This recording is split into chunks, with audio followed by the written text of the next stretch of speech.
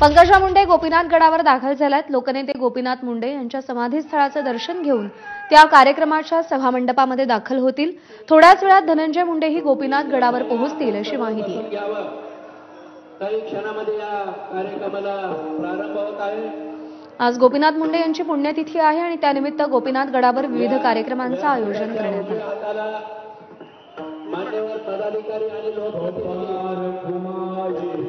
आणि यानंतर आपण थेट राजभवन परिसरामध्ये जाऊयात। महिला नेत्यांचं शिष्टमंडळ राजभवन परिसरामध्ये दाखल झालंय। यातल्या फक्त रोहिणी खडसे यांना आतमध्ये प्रवेश दिला जाईल असं सांगितलं गेलंय, पण त्यांच्या सोबत माफ करा सुषमा अंधारे, किशोरी पेडणेकर या देखील पोहोचलेल्या आहेत।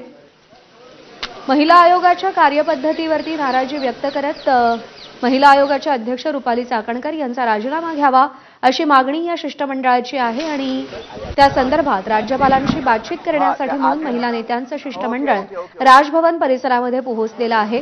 वैष्णवी हगवणे आत्महत्या प्रकरणानंतर महिला आयोगाच्या कार्यपद्धतीवर अनेक प्रश्न उपस्थित झाले आणि महिला आयोगाचा कारभार कशा पद्धतीने चाललाय या विरोधात अनेकांकडून नाराजी व्यक्त केली गेली आणि त्याच संदर्भात बातचीत करण्यासाठी राज्यपालांशी बातचीत करण्यासाठी महिला नेत्यांचं शिष्टमंडळ राजभवन परिसरामध्ये पोहोचलेलं आहे। वेदांत नेब आपले प्रतिनिधी आपल्याला अधिक अपडेट देतील। वेदांत, काय कारण इतर महिला नेत्यांना आतमध्ये का पाठवलं जात नाहीये? आपण घेतलं त्यामध्ये रोहिणी खडसे यांनी पत्र दिलं होतं, राज्यपालांची वेळ मागितली होती आणि या पत्रामध्ये सांगितलं होतं की महाविकास आघाडीचं शिष्टमंडळ हे राज्यपालांची चर्चा करू इच्छितं। मात्र आता जी माहिती मिळते राजभवनाकडून फक्त रोहिणी खडसे यांना आतमध्ये प्रवेश देण्यात आलेला आहे। इतर जे शिष्टमंडळ महाविकास आघाडीचं आहे, इतर ज्या नेते आहेत त्यांना आतमध्ये अजूनही परवानगी देण्यात आली नाही किंवा तशा प्रकारचा निरोप राजभवनाकडून आलेला नाहीये। त्यामुळे किशोरी पेडणेकर, सुषमा अंधारे एक मिनिट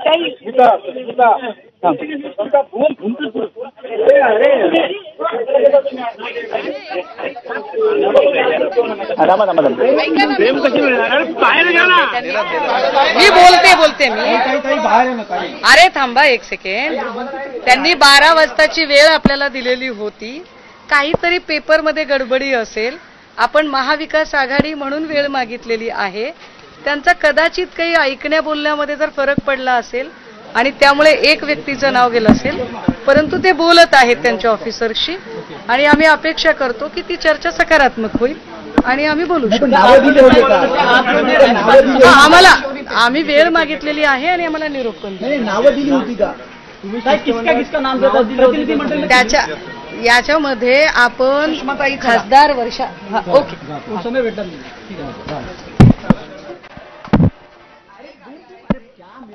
खासदार वर्षा गायकवाड, सुषमा अंधारे, किशोरी पेडणेकर या सगळ्या महिलांचा या शिष्टमंडळामध्ये समावेश आहे। पत्र दिलं गेलं होतं, भेटीची वेळ मागितली होती। रोहिणी खडसे यांच्याकडून हे पत्र दिलं गेलं होतं। महाविकास आघाडी म्हणून आम्ही ही भेटीची वेळ मागितली असल्याचं सुषमा अंधारे यांनी आता माध्यमांशी बोलताना सांगितलंय। तर शिष्टमंडळातील नेत्यांना सुद्धा वेळ देण्यात आलेला आहे आणि आता जो निरोप राजभवनाकडून आलेला आहे, जी कोणती नावं या पत्रामध्ये होती शिष्टमंडळातली त्या सर्वांना आता आतमध्ये प्रवेश दिला जातोय आणि राज्यपालांशी चर्चेचा वेळ 12 वाजताचा आहे आणि त्यामुळेच महिला सुरक्षा, त्याशिवाय महिलांचे प्रश्न आणि राज्य महिला आयोगाच्या अध्यक्षा या सगळ्या संदर्भात म्हणजे जी कार्यपद्धती आहे किंवा मग इतर जे काही तक्रारी येत आहेत त्या सगळ्या संदर्भात राज्यपालांशी ते चर्चा करणार। आपण बघतोय सुषमा अंधारे आहेत, किशोरी पेडणेकर आहेत, रोहिणी खडसे यांनी पत्र दिलं, त्यामुळे आधी त्यांना प्रवेश देण्यात आला आणि त्यानंतर राजभवनाशी संपर्क साधल्यानंतर इतर ज्या नेते आहेत महाविकास आघाडीतल्या त्यांना सुद्धा आता प्रवेश दिला जातोय आणि राज्यपालांशी चर्चा करून सध्याची महिला सुरक्षेची जी स्थिती आहे राज्यातील त्या सगळ्या संदर्भात, त्याशिवाय राज्य महिला आयोगाच्या कार्यपद्धती संदर्भात जे प्रश्न विचारले जात आहेत त्यावर राज्यपालांशी चर्चा करतील।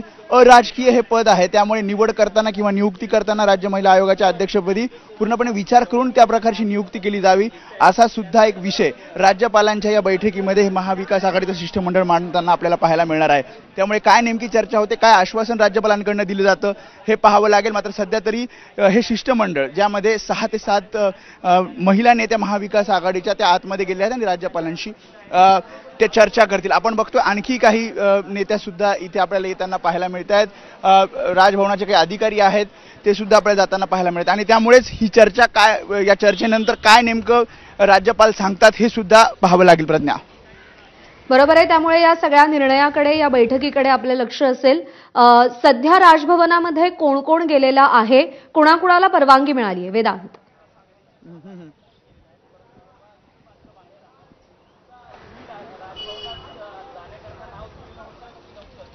वेदांत, माझा आवाज पोहोचतोय तुझ्यापर्यंत? हो हो हो.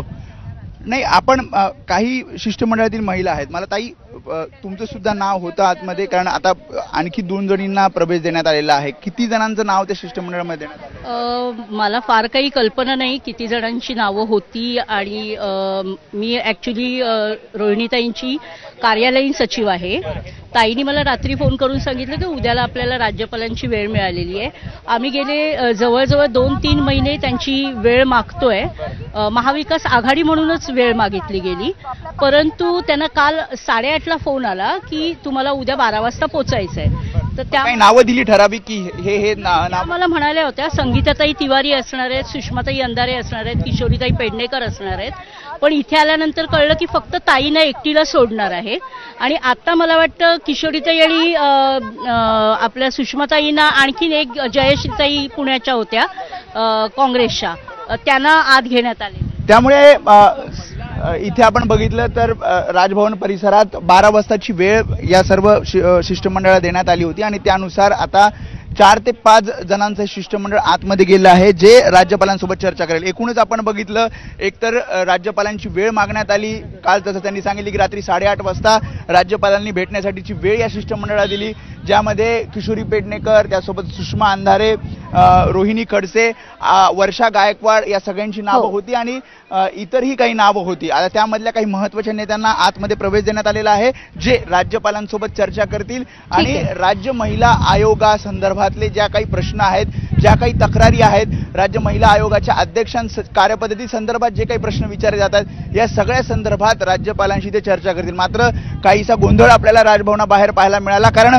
ज्या प्रकारे फक्त रोहिणी खडसे यांनी पत्र दिलं म्हणून त्यांना आधी प्रवेश देण्यात आला, इतरांना नाकारण्यात आला आणि मग नंतर बरोबर आहे. पण या सगळ्यानंतर अखेर या शिष्टमंडळाला प्रवेश मिळालेला आहे आणि आता राज्यपालांशी सविस्तर चर्चा होईल.